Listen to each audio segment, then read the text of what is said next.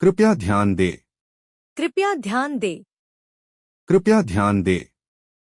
अगर किसी भाई या बहन को शराब के मामले में समस्या हो या शराब छोड़ना हो तो कृपया संपर्क करें जीएसओ इंडिया, मतलब ये वेबसाइट पर संपर्क करें www.agsoindia.org और अपने आसपास एए मीटिंग ढूंढने के लिए यह वेबसाइट पर जाएं www.aa.org/findaa। धन्यवाद।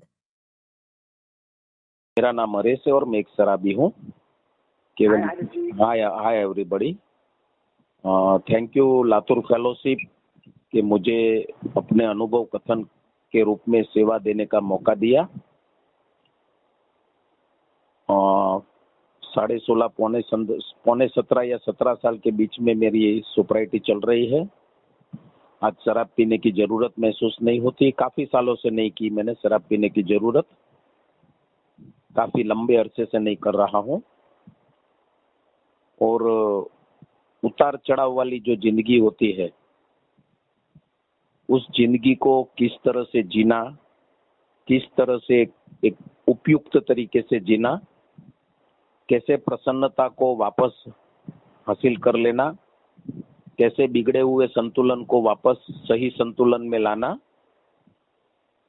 ये जो मैंने और मेरे जैसे अनगिनत मेंबरों के अनुभव से एक ही फलित होता है कि 12 स्टेप कर लेने के बाद जो मुझे जिंदगी जीने का तरीका मिलता है, उसके ऊपर मेरी काबिलियत और मेरी शक्ति के अनुरूप एक्शन लेने की वजह से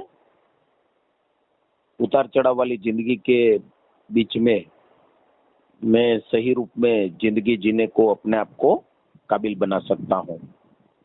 ये प्रिंसिपल जो 12 स्टेप के आधार पे मुझे समझने में आए, जानने में आए, महसूस हुए, उसको प्राधान्य देकर मैं मेरी जीवन को एक जीने जैसा, एक कुछ हद तक आसान और कई महीने में उपयुक्त, संतुष्ट की ओर ज्यादा से ज्यादा लेने की पात्रता और चांस भगवान मुझे देता रहता है। मैं ऐसा नहीं कहूँगा कि 12 स्टेप कर लेने के बाद 12 स्टेप एक दफा स्पॉन्सर के साथ बैठ के कर लिए तो उसका ये मतलब कभी नहीं निकालना कि अभी मुझे करने का कुछ बाकी नहीं है, अभी सब काम मेरा हो गया, अभी मेरी जिंदगी जैसी मैं चाहता हूँ वैसी बन जाएगी। ये भ्रम बिल्कुल नहीं पालने का, क्योंकि 12 स्टेप कर लेने के बाद मुझे जीवन का नया रास्ता मिलता है, जीने का नया रास्ता मिलता है, जो कतई मेरे जीवन में बहुत कम मात्रा में था या बिल्कुल ही था नहीं। वैसा एक नया रास्ता मुझे मिलता है और उस रास्ते पर चलने से सबके अनुभव रहे कि बहुत सारी चुनौतियों का सामना करना पड़ता है। ऐसा नहीं है कि मैं डिस्टर्ब नहीं होगा, डिप्रेशन में नहीं जाऊंगा, गुस्सा नहीं होगा, मेरा संतुलन नहीं बिगड़ेगा। ये सब चुनौती के रूप में जीवन का ही एक ये हिस्सा है, सबके साथ होता है। तो मैं कहीं अलग अनोखा नहीं हुआ, नहीं हो के 12 स्टेप कर लिए तो कभी प्रॉब्लम आएगी ही नहीं। लेकिन एक बात जरूर मैं कह सकूंगा मेरे अनुभव से कि 12 स्टेप का जीने का तरीका अपनाने के बाद, समझने के बाद, जो भी चुनौती है वो मेरे लिए जिंदगी को अच्छी तरह सीखने के लिए मदद रूप बनती है।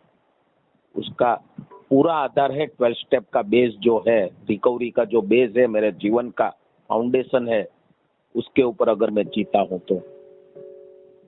तो चुनौतियां, प्रॉब्लम, मुश्किलें सब मेरे लिए संपत्ति जैसा बनने लगता है, क्योंकि उसमें से मुझे जिंदगी सीखने का, समझने का और उसको प्रगति करवाने का एक मौका बनता है। जब भी प्रॉब्लम आते हैं, पहले प्रॉब्लम आता था तो शराब ही उसका सॉल्यूशन था, अभी भगवान की बड़ी कृपा है कि मुझे सही सॉल्यूशन के बारे में जानकारी मिली और उस सॉल्यूशन के ऊपर विश्वास हुआ, सबसे पहली बात। और वो सॉल्यूशन है हमारा स्पिरिचुअल प्रोग्राम, हमारा 12 स्टेप के जो प्रिंसिपल। तो एक ही बदलाव हुआ है कि प्रॉब्लम तो आते हैं, लेकिन वो इंसैनिटी नहीं आती है दारू की, कि शराब पी लो और सब भूल जाओ। ये बिल्कुल नहीं आता है। ये बोलते हैं ना, संपूर्ण मानसिक बदलावट। भगवान की मदद से यहाँ तक तो मुझे काफी साल से महसूस कर रहा हूँ कि पहले प्रॉब्लम आता था तो आज पी लेते हैं भाई, झेल नहीं पाता, ये वो सब बाद में देखेंगे, आज पी लेते हैं, थोड़ी सी पी लेते हैं, थक गया हूँ, टेंशन है, तनाव है, प्रॉब्लम है। वो जो इंसैनिटी मेरे सर के ऊपर राज कर रही थी, उसकी जगह सैनिटी एक ही आई है कि भाई प्रॉब्लम आया है तो सही सॉल्यूशन की तरफ मुझे जाना चाहिए, मुझे मेरे स्पॉन्सर से बात करनी चाहिए, किसी को मदद रूप बनना चाहिए। 12 स्टेप प्रिंसिपल के हिसाब से जो मुझे एक्शन लेनी है, 6-7 step, 10 step, 11 step, 3rd step, वो हिसाब से मुझे मेरा मन उस दिशा के अंदर और एक्शन भी उस दिशा के अंदर मुझे चलानी है। ये सैनिटी आ गई है। तो भूख लगती है तो मैं कंकड़ पत्थर खाने नहीं जाता, मिट्टी खाने नहीं जाता, मैं सही खाना खाने जाता हूँ ताकि मेरे भूख का प्रॉब्लम को सही सॉल्यूशन मिले। तो ये इंसैनिटी से सैनिटी, जो संपूर्ण मानसिक बदलावट के रूप में शराब के मामले में काफी साल से हम जैसे लोग महसूस कर रहे हैं, इसीलिए तो सोबर है। अगर हम सही सॉल्यूशन की तरफ नहीं जाते तो हमारा सोबर रहना नामुमकिन था।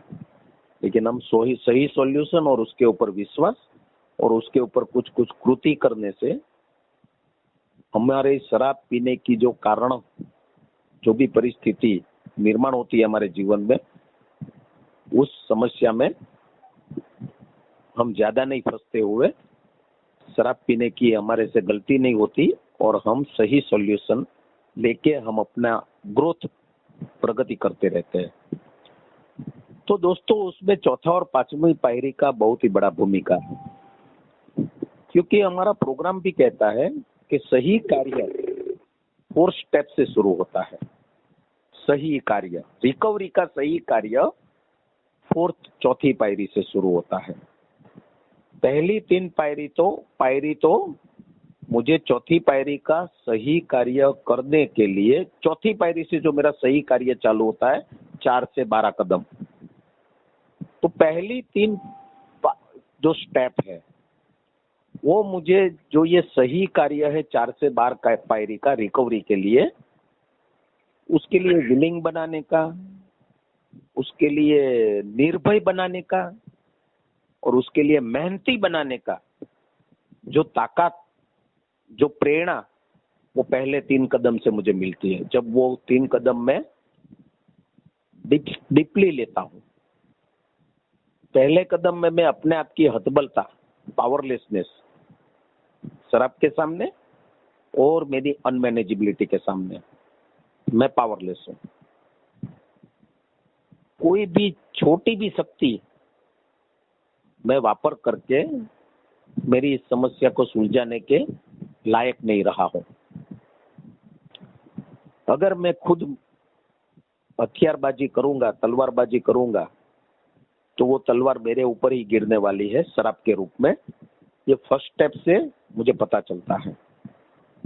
पावरलेसनेस क्या है वो महसूस होती है, पता चलता है। तो पावरलेसनेस मेरा प्रॉब्लम है, शक्तिहीनता मेरा प्रॉब्लम है। तो उसका शक्ति, सॉल्यूशन शक्ति को मेरे जीवन में लाना, जो शक्ति मेरे जीवन को संभाल के रखे, टिकाए, मदद देवे, मेरी शक्तिहीनता के ऊपर वो शक्ति काम करे। तो वो शक्ति सिर्फ और सिर्फ हायर पावर के जरिए, मानवीय शक्ति से बड़ी शक्ति, अदृश्य शक्ति, जो भी बोलो, एक श्रद्धा के अंदर ही उस शक्ति का अनुभव हो सकता है। तो श्रद्धा से तो मैं पूरी तरह से भटक गया था। अश्रद्धा थी, लेकिन सब श्रद्धा के एड्रेस पूरे गलत। पैसों के ऊपर श्रद्धा, शराब के ऊपर श्रद्धा, पावर के ऊपर श्रद्धा, नाम शोहरत के ऊपर श्रद्धा, मटेरियल चीजों के ऊपर श्रद्धा, गलत एड्रेस के ऊपर श्रद्धा तो थी, लेकिन सब गलत एड्रेस के ऊपर थी, गलत सरनामे के ऊपर थी। और वो सब चीजों ने मुझे धोखा दिया। पैसा आया तो भी पिया, अपने आप को घायल किया, पैसा गया तो भी पिया, मटेरियल सक्सेस मिला तो भी पिया, मटेरियल अनसक्सेस हुआ तो भी पिया, शोहरत मिली तो भी पिया, शोहरत गई तो भी पिया। तो ये सब चीजें जो मैं गलत सरनामे के ऊपर श्रद्धा रख के जी रहा था, वो सब मानवीय एक दुनियादारी की बात थी जो हम देखते हैं आजू बाजू में, हम सब पूरी दुनिया को देखते हैं, वहां तक सीमित थे। और उसके ऊपर मैं पूर्ण श्रद्धा, पूर्ण लगाव, संपूर्ण आकर्षण, संपूर्ण मोह, बहुत जरूरत से ज्यादा रख के उसके अंदर जी के मेरे शराबीपन को बढ़ाया था। तो यहाँ पे बात कुछ अजीब सी आती है कि power greater than my self और ह्यूमन पावर, मानवीय शक्ति से बड़ी शक्ति, केम टू बिलीव, उसके ऊपर बिलीव लाना है। श्रद्धा की बात नहीं, फेथ की बात नहीं, सेकंड स्टेप बिलीव लाने की बात कहता है। खाली बिलीव तुम लाओगे तो आगे बढ़ पाओगे, अगर बिलीव ही नहीं रहेगा, बिलीव ही नहीं आएगा तो आगे का कार्यक्रम कोई काम नहीं करेगा। और तीसरा स्टेप भी खाली स्टेप रहेगा, बात रहेगी। चौथी 4 से 12 पायरी, फिर वो जैसा भाई साहब ने बोला ना, चौथा 5वां पायरी किया और वापस दारू पीने गए, ये भी हो सकता है।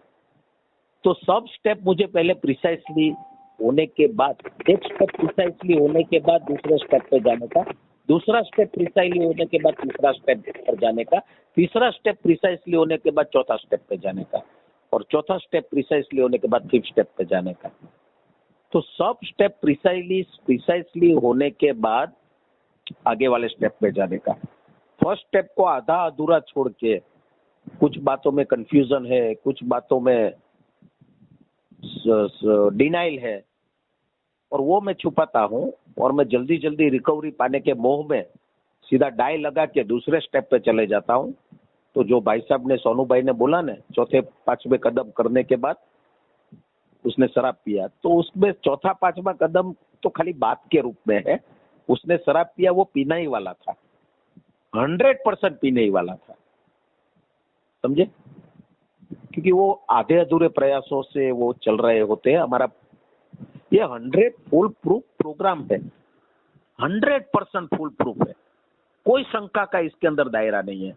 लेकिन एक वर्ड्स जो लिखा है ना, वो बहुत महत्व रखता है, प्रिसाइसली, तंतोतंत, वो बहुत जरूर। आधे अधूरे प्रयासों से कभी सफलता नहीं मिलेगी। तो यही मैं लोगों में देखता हूँ, 17 साल से देख रहा हूँ कि जो आधे अधूरे प्रयास करके चलते हैं तो उसको परिणाम नहीं मिलता। और दोष हम लोग देते हैं, चौथा 5वां पायरी उसने किया और पिया, लेकिन किस तरह से उसने किया वो हम नहीं देखते। ऐसा बोलो ना कि इसने रोटी सब्जी खाया और वो बीमार पड़ गया, तो क्या रोटी सब्जी दाल चावल खाया और बीमार पड़ गया? कैसे बीमार पड़ गया होगा? तो उसने सोचा कि भाई शरीर के अंदर ही डालना है ना, तो नाक से डाल दूं या कान से डाल दूं, जाना तो शरीर के अंदर से है। मुंह से खाने की जगह वो नाक और कान से खा रहा है, अंदर डाल रहा है। तो मुंह में कुछ उसको तकलीफ है, कुछ जलन है या कुछ कोई प्रॉब्लम है मुंह के अंदर, तो बोला शरीर के अंदर डालने के लिए नाक या कान। ऐसा अज्ञान अवस्था में वो ऐसी हरकत करेगा और हम ऐसा सोचेंगे कि रोटी सब्जी का दोष है, रोटी सब्जी का दोष है, जिससे वो बीमार पड़ गया। लेकिन उसने जो क्रिया की वो प्रिसाइसली नहीं थी, नाक से खाया या कान से अंदर डाला, तो फिर बीमार पड़ना ही था। तो इस तरह से प्रोग्राम को प्रोग्राम के हिसाब से नहीं लेते हुए, अपने लॉजिक, अपने आइडिया, अपनी फिलोसॉफी से जो लेने जाते हैं, खुद गब्बर तो ये प्रोग्राम काम नहीं करता। इसलिए सही स्पॉन्सर की बहुत जरूरत है। और सही स्पॉन्सर लेकर भी मेरे जैसा शराबी अपनी मनमानी चलाता है, स्पॉन्सर से छुपाता है, स्पॉन्सर से खुल के बात नहीं करता, स्पॉन्सर की खुल के बात नहीं सुनता। उसमें भी अपना लॉजिक चलाएगा तो सही स्पॉन्सर के साथ रहते हुए भी अपनी प्रॉब्लम का जिम्मेदार वो खुद ही बनेगा, क्योंकि स्पॉन्सर तो लिया है लेकिन स्पॉन्सरशिप में वो ऑनेस्ट नहीं है, स्पॉन्सरशिप में सही विलिंगनेस नहीं है उसकी, वो अभी भी अपनी आइडिया को, अपने लॉजिक को ज्यादा आगे रख के चलता है, तो भी परिणाम नहीं मिलता। इसीलिए प्रिसाइसली शब्द का बहुत अहमियत है। तो सेकंड स्टेप में जब बिलीव, वो स्टेप का जब हम अभ्यास करते हैं, सेकंड स्टेप में पूरा एग्नोस्टिक चैप्टर का एक एक लाइन को डीप लेवल पे समझने का प्रयत्न करते हैं, तो यकीन मानिए बिलीव का निर्माण होता ही है, एक विश्वास करने की इच्छा का जन्म होता है। 100% हो सकता है अगर प्रिसाइसली सेकंड स्टेप लेता हूं तो। और उसके बाद थर्ड स्टेप का जब मैं स्टडी करता हूं, स्पॉन्सर की भी मदद लेता हूं, थर्ड या कोई ओल्ड टाइमर की मदद लेता हूं,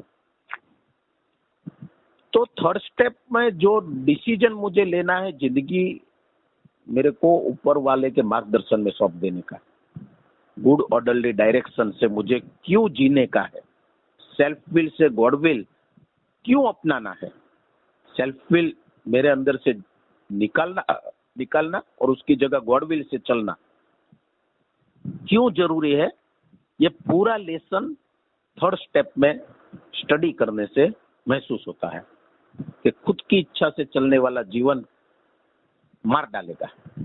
आज तक यही साबित हुआ कि अरे तेरी खुद की इच्छा ने ही तेरे जीवन में सर्वनाश ज्यादा से ज्यादा वही जिम्मेदार रही है। कभी किसी का सुना नहीं, कभी किसी का माना नहीं, बस खुद की इच्छा, खुद के फिलोसॉफी, खुद का लॉजिक, खुद के आइडिया को ज्यादा महत्व दिया और वही तूने बरसाया अपने जीवन के ऊपर, और उसी ने तेरे को बॉटम दिखाया, शराब पिलाया, सब कुछ, रिश्ते बिगाड़े, सब में खुद की इच्छा को ज्यादा महत्व देना। उसमें जो ईगो, अकड़, रिजाइनमेंट, बहुत सारी सब बातें प्रदर्शित होती थी मेरी खुद की इच्छा में, और वो मुझे छोड़ना पड़ेगा, नहीं तो मरना पड़ेगा, मार डालेगी मुझे। ये थर्ड स्टेप रियलाइज करता है, तभी मैं डिसीजन लेने के लिए तैयार होता हूं कि अब मुझे मेरी खुद की इच्छा नहीं चलानी, आगे की जिंदगी में मुझे अपने आप को खुद की इच्छा के कोड़े से बचा के रखना है, खुद की इच्छा नहीं चलानी है। ये लेसन मुझे मिलता है थर्ड स्टेप से, अंदर तक वो गहराई में मुझे महसूस होता है। तो अगर मुझे खुद की इच्छा नहीं चलानी है तो मुझे करना क्या है कि मेरी जो भी इच्छा है और मेरा जो भी जीवन है वो मेरे भगवान, मेरा हायर पावर, उसके मार्गदर्शन में मुझे दे देना चाहिए। ये डिसीजन लेने के काबिल मैं तीसरी पायरी में होता हूं। तो इच्छा यानी कि मेरे अंदर बहुत सारी चलती रहती है, ऐसे होना चाहिए, वैसे होना चाहिए, इस तरह से होना चाहिए, उस तरह से होना चाहिए, ये करो, वो करो, इसको ये करना चाहिए, उसको वो करना चाहिए। वो गुंथम गुंथी के रूप में चलती रहती है, एकदम वो मकड़ी के जाले की तरह अनाप शनाप चलती रहती है, और उसी से ही मेरा मन घिरा हुआ रहता है, फंसा हुआ रहता है, परेशान रहता है, तकलीफ में रहता है। मुझे शांति का अनुभव नहीं होता, आत्म शांति कोसों दूर रहती है, और कंफ्यूजन वाले एक बिगड़ी हुई मनस्थिति के अंदर ये मेरी सेल्फ विल मुझे परिणाम देती है, बिगड़ी हुई मनस्थिति का। तो उसका एक ही इलाज है कि पूरा का पूरा कोई अच्छी जगह पे वो रख दो और उसका मार्गदर्शन लो।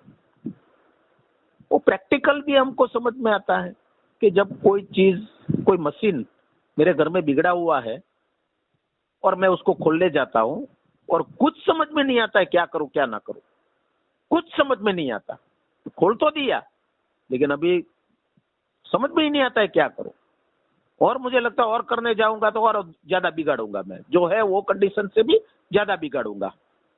तो मैं एक मैकेनिक को फोन करता हूं और उसको पूरा का पूरा मैं उसको मशीन के बारे में जो भी है वो उसको बताता हूं। फिर वो मैकेनिक मुझे, उसका जो टेक्नीशियन है जिसको उसका नॉलेज है, वो फिर मुझे गुड ऑर्डरली डायरेक्शन देता है, और वो गुड ऑर्डरली डायरेक्शन के हिसाब से मैं मेरा सेल्फ विल नहीं चलाता, और मेरे सेल्फ विल को मेरी विल को गुड ऑर्डरली डायरेक्शन के हिसाब से चलाता हूँ, जो टेक्नीशियन देता है। एक एक बात उसकी सुनता हूँ, करता जाता हूँ, सुनता हूँ, करता जाता हूँ, तो मेरा मशीन जो है उसके मार्गदर्शन से ठीक होने की दिशा में जा सकता है। तो मेरी जिंदगी भी पूरा मशीन बिगड़ गया है, और उसको ज्यादा बिगड़ रहा हूँ, और खुद की इच्छा चला के आज तक साबित हुआ, और आगे यही होने वाला है। तो यहाँ पे मुझे रुकना है, डिसीजन लेना कि मुझे एक गुड ऑर्डरली डायरेक्शन, मेरे ईश्वर जो मुझे गुड ऑर्डरली डायरेक्शन दे सकता है, उसके चरणों में मुझे समर्पित कर देना, उसके मार्गदर्शन में समर्पित कर देना। डिसीजन लेने के लिए मैं तैयार होता हूं, लेकिन वो डिसीजन को साकार करने के लिए, वो सही में मेरे जीवन में काम करे, उसके लिए बहुत सारी अड़चनें हैं, इतनी सारी अड़चनें हैं जिसका मुझे पता ही नहीं। डिसीजन तो ले लिया है, क्योंकि डिसीजन लिए बगैर अभी जिंदगी बच नहीं सकती। इसलिए परिस्थिति की वजह से मैं डिसीजन तो ले लेता हूँ, कभी मुझे खुद की इच्छा नहीं चलाना, भगवान के मेरी इच्छा जो मेरे अंदर चलती रहती है, और मेरा जो जीवन है, जो मेरे साथ हो रहा है, ज्यादातर जो हो रहा है वो सब मेरी इच्छा के विरुद्ध हो रहा है। मैं करना चाहता हूँ ये हो रहा है, ये मैं करना चाहता हूँ कुछ और हो रहा है मेरे साथ कुछ और। तो जो कुछ भी हो रहा है, जो रियलिटी है, वो मेरा जीवन। तो मेरी कल्पना और मेरी रियलिटी, मेरी कल्पना यानी मेरी इच्छा है, और मेरा जीवन यानी मेरी रियलिटी, वो दोनों को दोनों भगवान के मार्गदर्शन में सौंप देने का। तो वो मेरी कल्पनाओं को, इच्छाओं को भी गुड ऑर्डरली डायरेक्शन देगा, और मेरे साथ जो हो रहा है उसके प्रति भी गुड ऑर्डरली डायरेक्शन देगा। ये निर्णय तो मैं ले लेता हूं उसके हवाले करने की, लेकिन बहुत सारी गड़बड़ी होने की वजह से मैं सेल्फ विल को छोड़ना चाहते हुए भी वो इतनी ताकतवर बन गई है कि साली छोड़ना चाहते हुए भी छूटती नहीं है। छोटी छोटी बातों में वापस सेल्फ विल आ जाती है। और दूसरा, मुझे good orderly direction, God will क्या है उसके बारे में भी समझ ही नहीं है, किसको गॉड विल का है, किसको सेल्फ विल का है। निर्णय तो ले लिया है, लेकिन सेल्फ विल छोड़ने में भी मेरे पास पात्रता नहीं है। ये तो ऐसा ही समझो ना कि मैंने शराब छोड़ने के बहुत सारे निर्णय लिए, और सब दिल से लिए, लेकिन शराब रोए में, रोम में ऐसी फंसी हुई थी, कोई भी निर्णय लेने से मुझे वो शक्ति नहीं मिलती थी शराब छोड़ने की। 2-4 दिन, 5 दिन वो निर्णय की ताकत चलती थी, उसके बाद वो शराब इतनी ऊपर आ जाती थी कि वापस मुझे उसके पास जाना पड़ता था। तो खाली निर्णय लेने से काम नहीं बनेगा भाई। निर्णय लेना जरूरी है आगे की प्रक्रिया को चलाने के लिए, आगे की प्रक्रिया में जाने के लिए, एक्शन पार्ट में जाने के लिए। अगर डिसीजन नहीं लूंगा तो एक्शन पार्ट नहीं ले पाऊंगा, और खाली डिसीजन लेके एक्शन पार्ट नहीं करूंगा तो डिसीजन रहेगा। तो अभी मेरा प्रॉब्लम है मेरी सेल्फ विल में से मुझे मुक्ति और गॉड विल को मेरे जीवन में लाना, जिससे मेरी इच्छा और मेरा जीवन गॉड विल और ईश्वरीय कृपा से एक नया अनुभव मुझे मिले अपने जीवन में, जो मुझे सुकून देवे, राहत देवे, फ्रीडम देवे। जो मैं चाहता हूं अपने जीवन के लिए, अंदर से जो चाहता हूं वो परिणाम मुझे मिले। और वो एक ही थर्ड स्टेप कहता है, ईश्वर आधारित जीवन जब बनता है, ईश्वर केंद्रित जब जीवन बनता है, और ईश्वर की इच्छा के अनुरूप जब जीवन बनता है, तभी ये परिणाम मिल सकते हैं। थर्ड स्टेप के ऊपर जब मेरे जैसा शराबी जीता है, उसके बाद क्या परिणाम मिलते हैं, ये भी प्रोमिस के रूप में बिग बुक में थर्ड स्टेप में जहां लिखा है बोला गया है। निर्णय लेने से नहीं होता है, निर्णय जब साकार होता है, जब थर्ड स्टेप के अनुरूप मैं जीता हूं, मेरा जीवन तीसरी पायरी के अनुरूप बनने लगता है, तब मेरे को क्या परिणाम, क्या प्रोमिस मिलते हैं, वो सब पहले ही बताए दिए हैं, ताकि मैं थर्ड स्टेप को मेरा निर्णय स्ट्रांग बने। तो हल्का फुल्का निर्णय काम नहीं लगेगा, मेरा स्ट्रांग निर्णय होना चाहिए थर्ड स्टेप का कि मुझे इच्छा और जीवन भगवान के मार्गदर्शन में आगे चलाने हैं। तो अभी जो मेरी सेल्फ विल पूरे रोम रोम में एक शराब जैसे बसी हुई थी, वैसी सेल्फ विल भी मेरे रोम रोम में वो फंसी हुई है। सेल्फ विल नहीं चाहते हुए भी आती रहती है और मुझे शिकार बनाती रहती है। तो निर्णय लेने के बाद वो सेल्फ विल मुझे क्यों शिकार बनाती है, क्यों मेरा संतुलन बिगाड़ती है, क्यों मेरे जीवन में वापस प्रॉब्लम खड़ा करती है, मेरे को रेस्टलेस, इरिटेबल और डिसकंटेंट बनाती है। तो ये सेल्फ विल का ही जो सेल्फ है वही कहीं गड़बड़ है, मेरे सेल्फ में ही कहीं गड़बड़ है। सेल्फ यानी मेरा पर्सनालिटी, मेरा जो ये कैरेक्टर है वो मेरा सेल्फ, तो उसमें ही कहीं गड़बड़ है। तो गड़बड़ क्या है? Character defects. अभी निर्णय लिया कि मशीन को सही करना है, मशीन को सही करना है, बिगड़ा हुआ मशीन को सही करना है।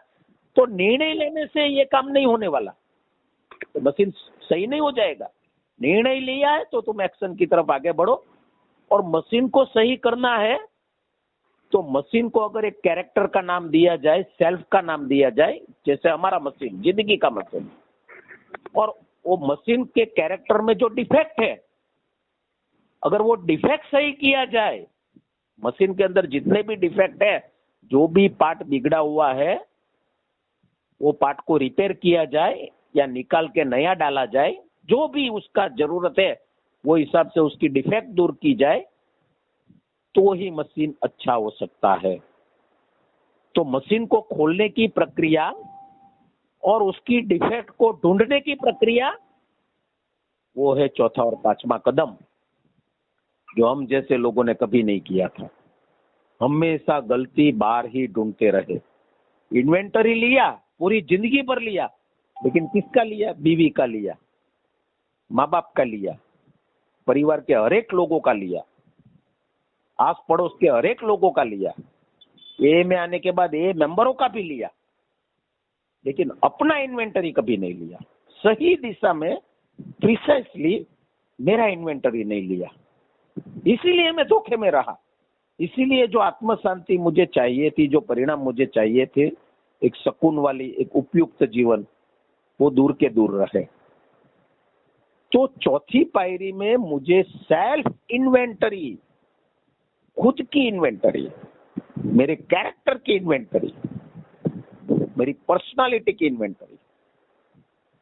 तो मेरे कैरेक्टर में ऊपरी सतह पे, मेरे सेल्फ में ऊपरी सतह पे, हमारा जो प्रोग्राम कहता है वो हिसाब से 4 चीज ऊपरी सतह पे महसूस होती है। पहला है रिजाइनमेंट, दूसरा है फियर, तीसरा है सेक्स, काम वासना, और चौथा है पश्चाताप, गिल्ट और अपराधीपन।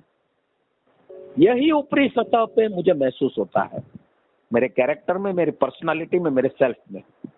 यही मुझे ऊपरी सतह पे महसूस होता है, और वही चीज मुझे दारू में डुबाती थी। तो सबसे पहले शराब, उसको छोड़ने आया तो one day at A time शराब को अरेस्ट किया। आप लोगों के साथ ताकत मिली शराब से दूर रहने की। अभी मैं मेरे बिगड़े हुए कैरेक्टर के साथ जी रहा हूं, शराब से दूर हूं, लेकिन बिगड़े हुए कैरेक्टर के साथ मेरी जिंदगी चल रही है। इसलिए वो सुकून, आनंद जैसा मिलना चाहिए, वो अभी दूर है। तो शराब बंद होने के बाद दूसरा चीज मेरे सामने आती है, इस प्रोग्राम का अभ्यास करने से, मेरा रिजाइनमेंट, मेरे फियर्स, मेरी काम वासना और मेरा अपराधीपन, पश्चाताप, शर्म, गिल्ट, ये दुर्भावना है। ये 4 चीजें के अलावा जिंदगी में और कोई प्रॉब्लम नहीं है। उससे ही मेरा संतुलन बिगड़ा हुआ रहता है। तो जब मैं ये रिजाइनमेंट इन्वेंटरी लेता हूं कि भाई रिजाइनमेंट क्यों है भाई, उसकी जड़ क्या है? अगर पेड़ दिखता है तो पेड़ की जड़ तो होनी चाहिए कि नहीं भाई? ये रिजाइनमेंट महसूस होता है, यार प्रमोद भाई ने गलती कर दी, मुझे को ऐसा लगता है प्रमोद भाई ने मुझे अपमानित किया, तो वो बात को मैं वहीं के वहीं नहीं भूल जाता हूँ। मेरे साथ वो रात को भी चलती है। मेरी बीवी के साथ सोया हुआ हूँ, लेकिन लगता है प्रमोद भाई मेरे बाजू में सोए हुए हैं, सर के ऊपर बैठे हुए हैं, और पूरी रात की नींद खराब करता हूँ। ऐसे कितने लोगों के साथ मेरा रिजाइनमेंट का रिलेशन बन गया है, कितने, और ज्यादा बन रहे हैं। और लोगों के साथ में रिजाइनमेंट का रिलेशन मेरे बन रहे हैं। और ये पूरा resentment is a number 1 offenders of alcoholic. ये 4 में से रिजाइनमेंट, फियर, सेक्स और अदर हार्म, दूसरों को किए गए नुकसान की वजह से पश्चाताप, गिल्ट और शर्म, ये जो महसूस, ये 4 में से सबसे पहले नंबर पर रिजाइनमेंट आता है। सबसे ज्यादा खत्म अल्कोहलिक को रिजाइनमेंट करता है। सबसे ज्यादा परेशान है ये रिजाइनमेंट। रिजाइनमेंट यानी खाली गुस्सा नहीं, रिजाइनमेंट यानी किसी को चाकू मारना, वो नहीं। रिजाइनमेंट यानी एक नाराजगी से भरा स्वभाव, नाराजगी रहना, अंदर से नाराज रहना, असंतुष्ट रहना, शक में रहना, शक, डाउटफुल नेचर रहना, अविश्वास में रहना, गुस्सा आते रहना, चिड़चिड़ा रहना, आत्मदया में रहना। सेल्फ पिटी भी रिजाइनमेंट का स्वरूप है। कैसा पिता मिला, कैसी बीवी मिली, मैं बेचारा, मैं देवदास, ये भी रिजाइनमेंट। संताप, रीफीलिंग अगेन एंड अगेन, बार बार दुर्भावना का ही महसूस होना, सुकून कम, सुकून की महसूस ही नहीं होना। सही सुकून तो मैंने महसूस ही नहीं किया। मैं या तो थ्रिल में रहता हूं, रोमांच में रहता हूं, आसमान में रहता हूं, जो पूरी गलत परिस्थिति है। मैं ज्यादा खुश होता हूं, ज्यादा, जरूरत से ज्यादा। वो कहते हैं थ्रिल, और वही शराब देती थी। शराब मुझे थ्रिल देती थी, आनंद नहीं देती थी। आनंद सात्विक होता है, और थ्रिल एक ग्रैंडियोसिटी जैसा बात है, हवा में उड़ाने वाली बात। या तो दुखी रहता था। तो सोब्राइटी में भी मुझे सही आनंद की पहचान नहीं है। मैं सोबर हूं, पिंक क्लाउड स्टेज में हूं, यानी मैं नाच रहा हूं, कूद रहा हूं, खाली पीली 7वें आसमान में, थ्रिल में मैं जी रहा हूं। और वो थ्रिल कहीं ना कहीं धोखा देगा। आज तक दिया है। नया गाड़ी लिया तो थ्रिल, हफ्ते 10 दिन, 15 दिन, 6 महीने, उसके बाद वो थ्रिल चला जाता है। नई शादी हुई, थ्रिल, हनीमून पीरियड, 8-9 महीना, 1 साल हो गया, बच्चा हो गया, वो शादी का जो चार्म था वो असर गया। नया घर बनाया, थ्रिल, नई नौकरी लगी, थ्रिल, कारोबार में कुछ मुनाफा हुआ, थ्रिल। आनंद के बारे में मुझे मैं पता ही नहीं था, आनंद किसको कहते हैं। और ये थ्रिल वापस डुबाता है, वापस वो नीचे पछाड़ता है। तो ये दोनों हाथ से मेरे साथ हुए। थ्रिल का भी अनुभव किया, और उसकी वजह से जो हताशा, निराशा आती थी, उसका भी बहुत अनुभव किया। और दोनों ही चीजों में मैं शराब में डूबा। और ये जो मेरा सेल्फ है, वो रिजाइनमेंट के स्वरूप से ही, असंतुष्टि के स्वरूप से ही बार बार रिएक्ट होता रहता है। संताप के, नाराजगी के स्वरूप से बार बार रियलाइज होता है। और अगर उस संताप का इन्वेंटरी, क्यों संताप है, मैं शराब क्यों पीता हूं, उसका जवाब मिला, रिजाइनमेंट, फियर, सेक्स और पश्चाताप। और मैं खुश होता हूं, वो भी एक संतापित लक्षण है। मैं बैलेंस बिगाड़ देता हूं अपना, असंतुलित मन, वो भी एक रिजाइनमेंट है।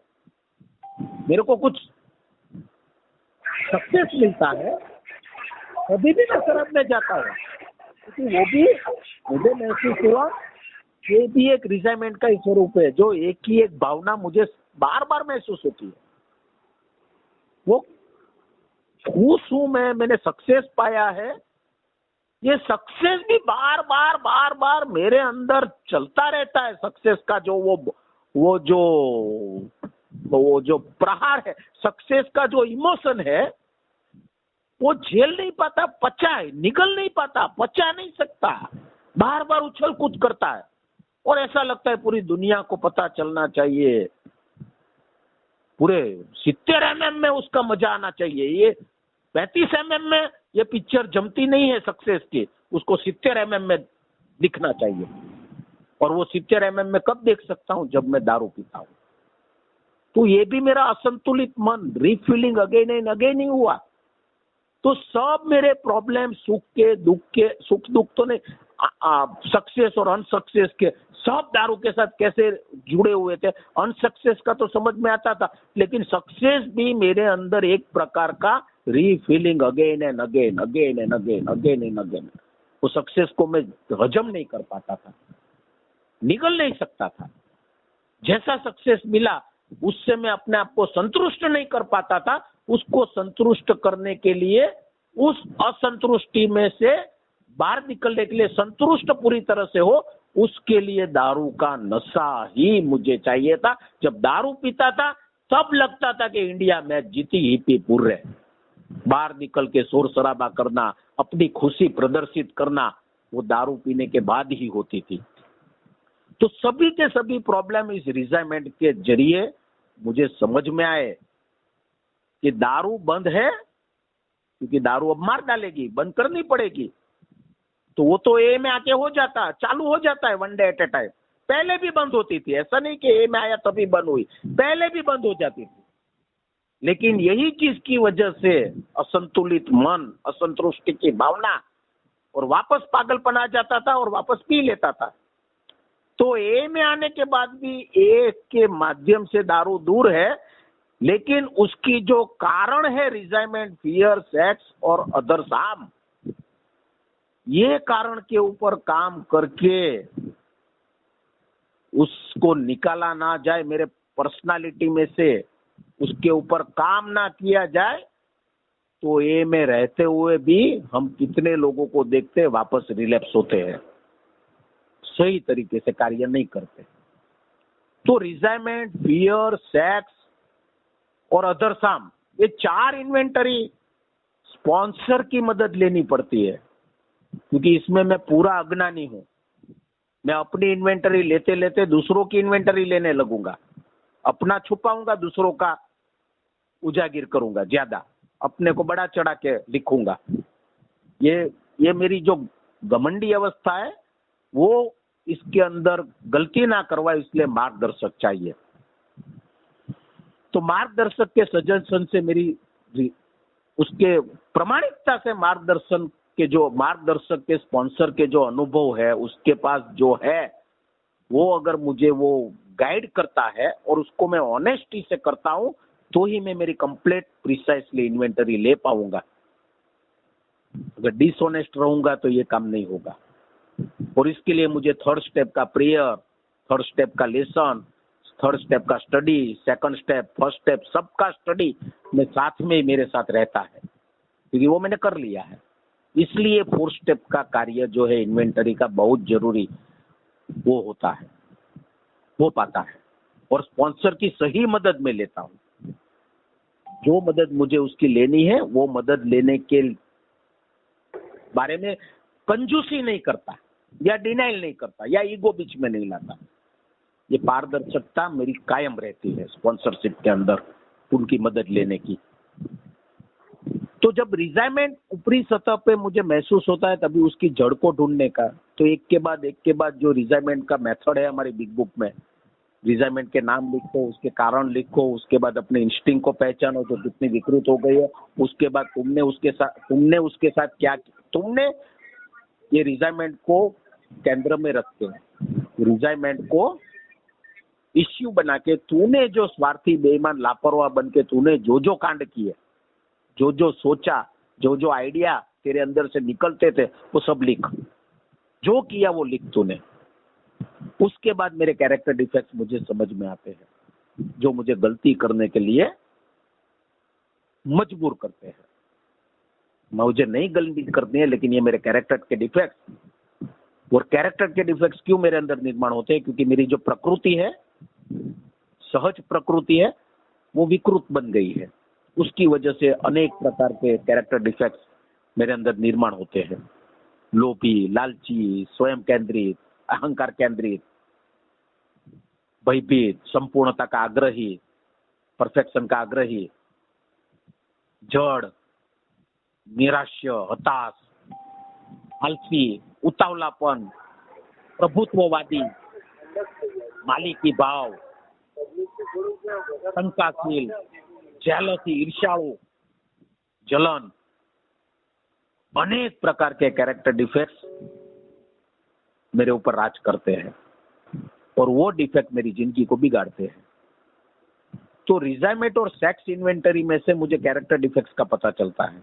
ये इन्वेंटरी मुझे दिखाते हैं और वो character defects black and white में दिखते हैं, एक्सरे की तरह दिखते हैं, साफ साफ साफ साफ डिट्टो टू डिट्टो नजर आते हैं।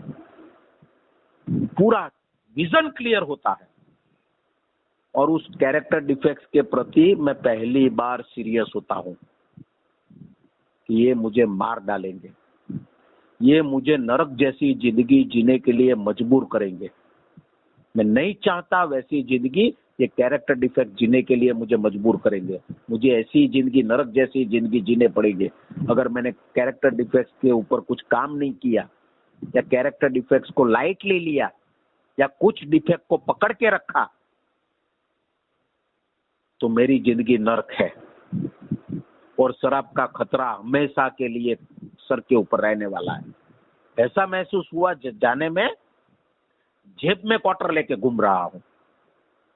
कब पीऊंगा वो पता नहीं, कब पीने की जरूरत महसूस करूंगा पता नहीं, लेकिन ये खतरा है। और जिंदगी नरक जैसी, सब कुछ अच्छा हो रहा है, दारू बंद है तो पैसे आ रहे हैं, तबीयत अच्छा हो रहा है, घर अच्छा हो रहा है, सब अच्छा हो रहा है, लेकिन अंदर से मैं एक खोखला, एक बेकाबू, अनाप शनाप कंफ्यूजन से घिरा हुआ हूँ। आध्यात्मिक बीमारी में मैं जीता हूँ। स्पिरिचुअल बैंक्रप्सी वही है मेरी आध्यात्मिक बीमारी। घिनौने विचारों का मैं अपने आप को शिकार बना देता हूँ और मेरा संतुलन बिगड़ा हुआ रहता है। खाली दिखावे के रूप में आप लोगों के साथ अच्छा हूँ ऐसा दिखाने का मैं भरपूर प्रयास करता हूँ, लेकिन अंदर की स्थिति कुछ और ही रहती है। और ये कैरेक्टर डिफेक्ट्स, ये इन्वेंटरी लेने से जो उभर कर सामने आते हैं वो मुझे साफ साफ ब्लैक एंड व्हाइट में महसूस होते हैं, एक्सरे रिपोर्ट की तरह महसूस होते हैं बराबर। तभी छठा और सातवां पायरी जीवन में आता है।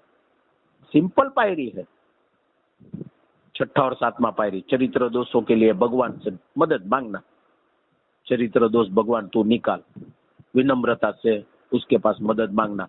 बोलने में आसान है लेकिन करने में उतना ही कठिन है, क्योंकि जब तक ये स्थिति नहीं आती है, कैरेक्टर डिफेक्ट्स के प्रति सही नजरिया, सही उसकी घातकता नहीं महसूस होगी, तब तक ये नहीं हो पाएगा। छठा और सातवां पायरी खाली पायरी रहेगी, स्टेप रहेंगे जो बोल सकूंगा, उसके ऊपर बात कर सकूंगा, लेकिन अनुभव में नहीं आएगा। तो स्पॉन्सर भी फिफ्थ स्टेप, चौथी और पांचवी पायरी दोनों साथ साथ चले मेरे जीवन में। इन्वेंटरी लेने वक्त में उसके मार्गदर्शन लेता था कि इसके ऊपर मुझे क्या लिखना है समझ में नहीं आते थे, तो वो मुझे टिप्स देते थे। मेरी इन्वेंटरी वो पढ़ते नहीं थे। उसने बोला तू पहले तेरा इन्वेंटरी कंप्लीटली बना, उसके लिए मैं मदद करने के लिए तैयार हूँ। तेरे जो सीक्रेट तूने लिखे है वो तो अब मुझे उजागर मत कर। तेरी इन्वेंटरी लिखने में तुझे जहां जहां भी कंफ्यूजन होता है तो मैं तुझे मदद करता हूँ मार्गदर्शक के रूप में। वो मुझे टिप्स देते थे, समझा देते थे इस तरह से, ताकि मेरे इन्वेंटरी काम का कार्य प्रिसाइसली हो। जब पूरे इन्वेंटरी का कार्य मैंने कर लिया, उसके बाद मैं फिफ्थ स्टेप के लिए बैठा उसी के साथ। तो अभी मेरी इन्वेंटरी का कंफ्यूजन मैं कर रहा हूँ, कंप्लीट कंफ्यूजन। अरे कंफ्यूजन नहीं, क्या बोलते हैं उसको, कन्फेशन। मेरी इन्वेंटरी का आपके सामने अब मुझे कन्फेशन करना है। उसके बाद वो फिफ्थ स्टेप प्रिसाइसली हुआ। फोर्थ स्टेप में उसने स्पॉन्सर की मदद दी मुझे, और फिफ्थ स्टेप जब तब कुछ चीजें जो मेरे प्रकाश में नहीं आती थी, कुछ चीजें, मैं बहुत होशियार इंसान था तो कुछ चीजें मैंने छुपाई भी थी, लिखा नहीं था। उस चीज को बराबर लिखा नहीं था, कोड वर्ड में लिखा था।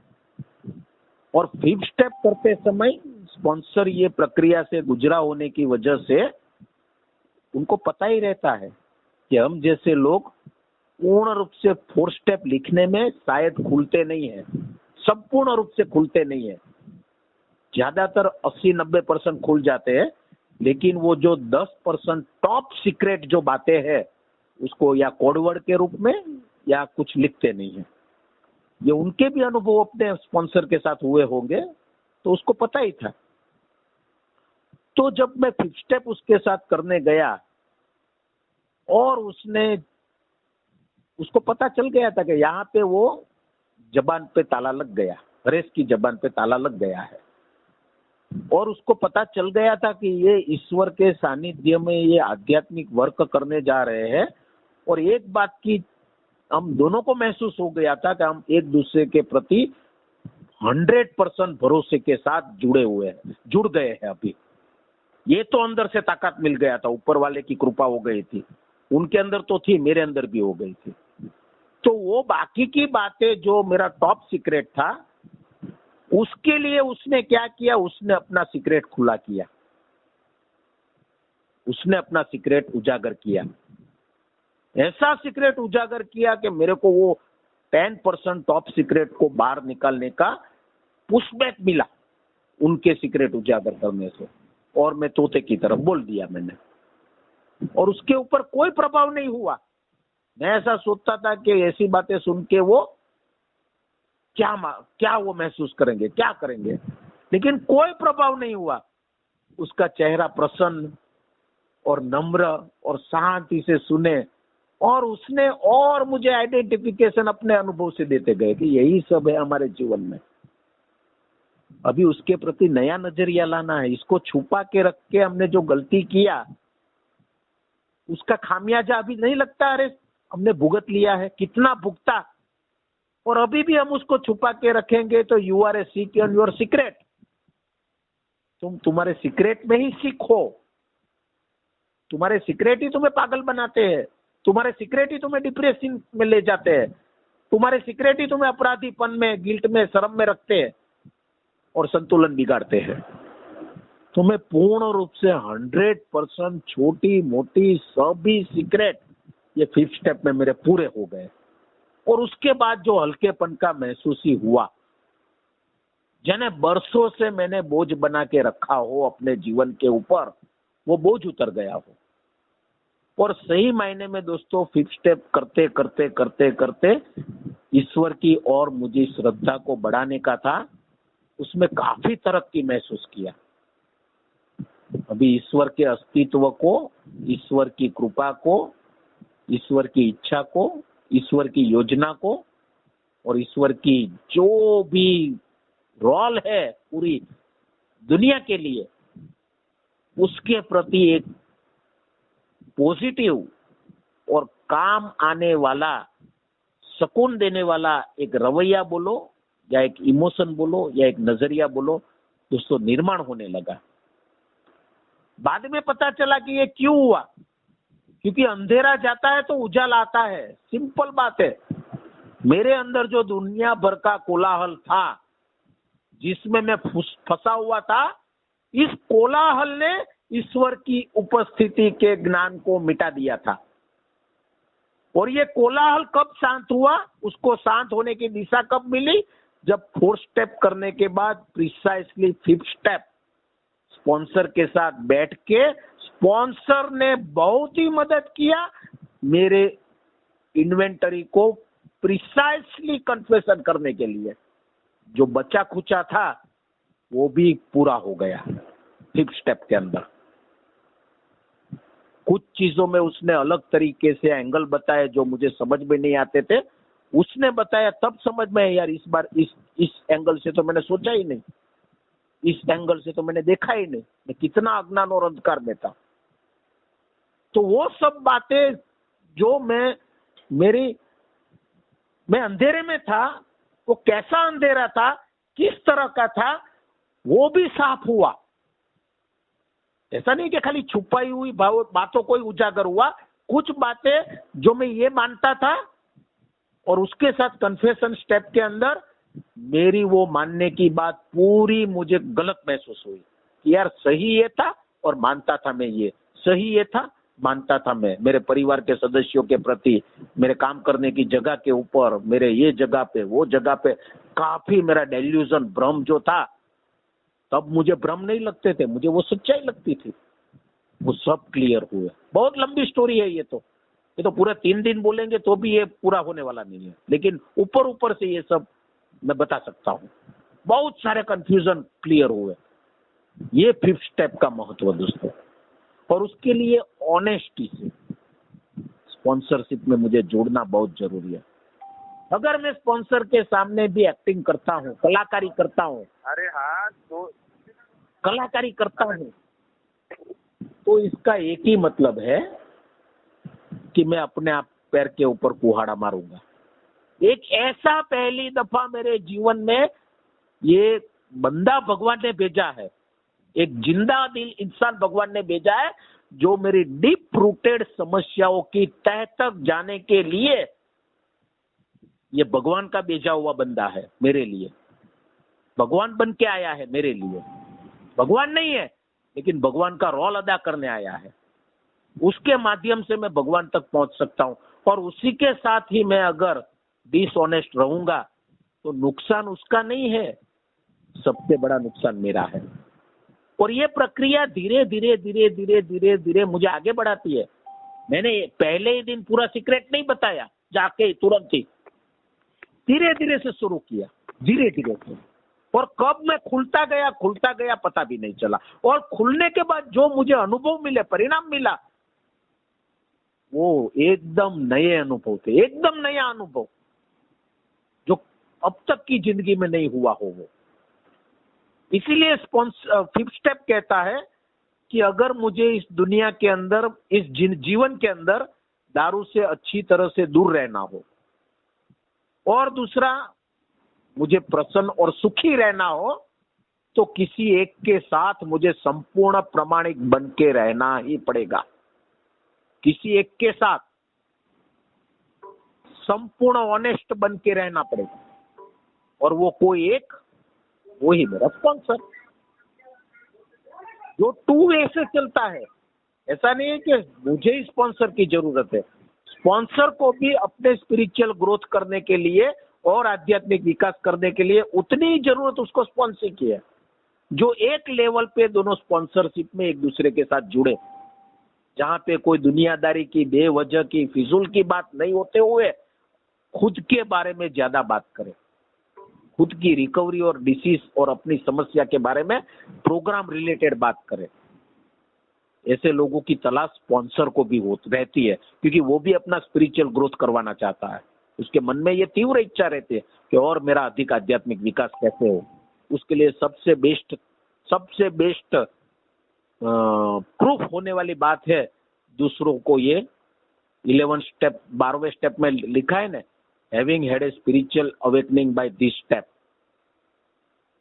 ये कदमों के बाद जो आध्यात्मिक जागरण होता है वो दूसरे पीड़ित शराबियों तक पहुंचाने का, यानी उसको स्पॉन्सर बन के, स्पॉन्सरशिप में जुड़ के, उसने जो उसके स्पॉन्सर के साथ जो उसने करवाया, जो स्टेप करवाया, वैसे उसको स्टेप करवाने के लिए मदद रूप बनने का, तो उसका खुद का स्पिरिचुअल ग्रोथ होता है, और उसकी जिंदगी और ऊपरी लेवल, ऊपरी सतह पे जाती है, ऊर्ध्व गति पे जाती है, और उसको परिणाम मिलता है। तो 4 और 5th स्टेप, जब चारों इन्वेंटरी होने के बाद आगे की जिंदगी के बारे में मुझे क्या करना है, वो 6ठा, 7वां, 8वां, 9वां पायरी और 10वां, 11वां और 12वां पायरी। पहले अगर मेरा रिपोर्ट सही नहीं निकलेगा तो मैं धोखे में रहूंगा, दवाई बराबर नहीं लूंगा, रिपोर्ट नहीं करवाऊंगा तो मैं अपने हिसाब से डॉक्टर का भी बराबर नहीं मानूंगा, डॉक्टर को भी समझ में नहीं आएगा क्या करना क्या नहीं करना, स्पॉन्सर को भी समझ में नहीं आएगा अगर मैं इन्वेंटरी नहीं लूंगा तो सही तरीके से। तो सही इन्वेंटरी, मेरा सही रिपोर्ट, ब्लड रिपोर्ट बोलो या एक्सरे बोलो, फिर वो डॉक्टर रिपोर्ट देखता है, फिर उसके अनुसार दवाई लेता है, और रिपोर्ट मुझे अपने आप के साथ प्रूफ कर देता है कि अरे तुझे मलेरिया है, अरे तुझे टीबी है, अरे तुझे ये है, कोई शंका का स्थान नहीं है उसके अंदर। फिर मैं प्रिसाइसली इलाज की तरफ जाता हूँ।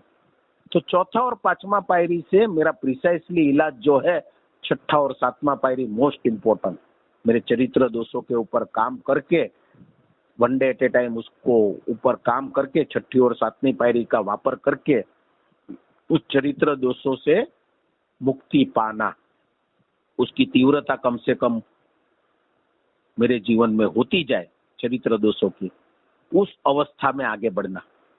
8वीं 9वीं स्टेप से मुझे वो एमेंड्स करूंगा। एमेंड्स में जीना, एमेंड्स करने का नहीं है, बोलते हम करने का, एमेंड्स में जीने का है। अरे बीवी का एमेंड्स थोड़ा एक दफा पैर पकड़ लिया, माफी मांग लिया तो हो जाएगा? हो जाएगा? नहीं होगा। सॉरी बोल दिया तो होगा, माँ बाप को सॉरी बोल दिया होगा, बच्चे को सॉरी बोल दिया होगा, पैर पकड़ लिया होगा। एमेंड्स को जीना है, एमेंड्स में रहना है, तभी स्पिरिचुअल ग्रोथ होगा, मुक्ति मिलेगी। फ्रीडम फ्रॉम बॉन्डेज से मुक्ति मिलेगी, बॉन्डेज में से मुक्ति मिलेगी। एमेंड्स में जीना, एमेंड्स में जीना यानी उसको हमेशा उसको उसकी वैल्यू करना, जो आज तक करता नहीं था।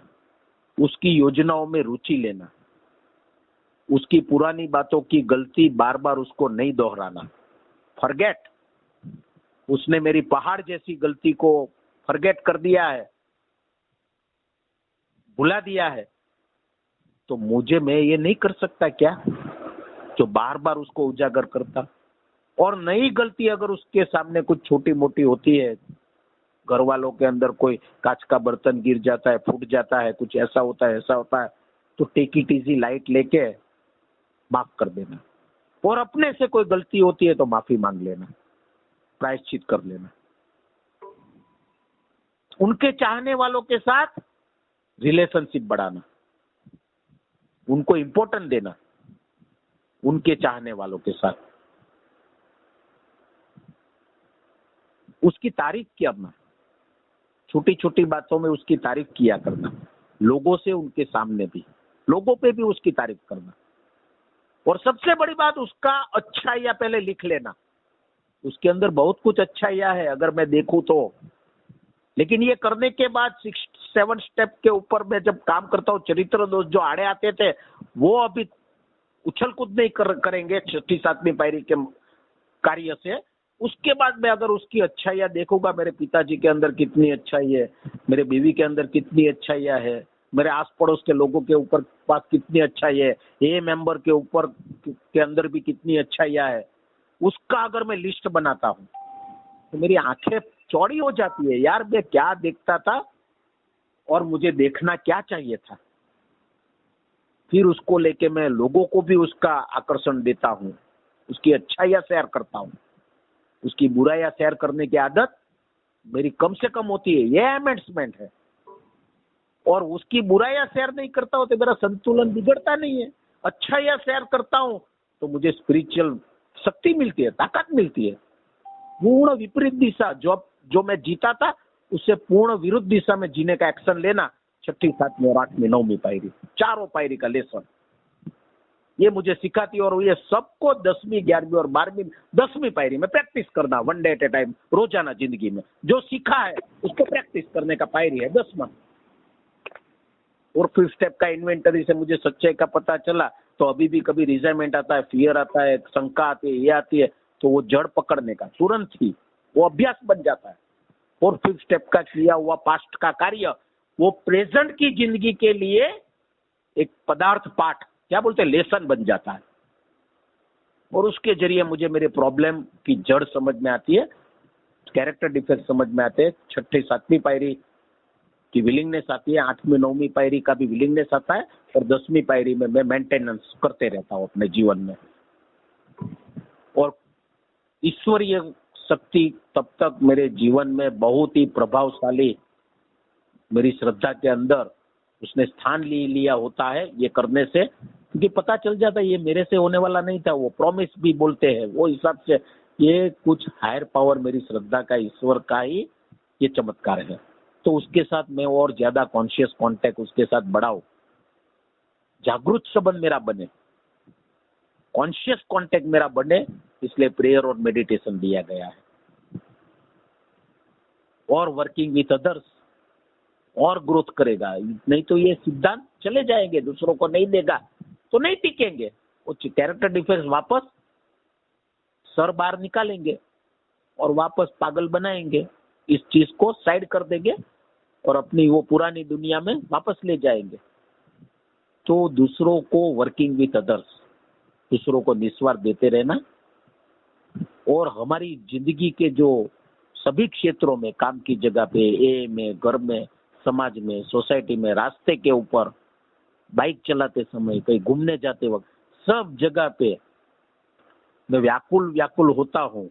कुछ डिस्टरबेंस आता है तो तुरंत ही स्पिरिचुअल टूल्स को अपनाकर उस डिस्टरबेंस का कारण मेरे अंदर ढूंढ के चौथी पांचवी पायरी जो भी टूल्स अपनाना पड़े उस टूल्स को अपनाते हुए लालच को ऊपर नहीं आने देना, डर को ऊपर नहीं आने देना, वासना को ऊपर नहीं आने देना, ताकि मैं भटका सकूं, वो मुझे भटका सकती है।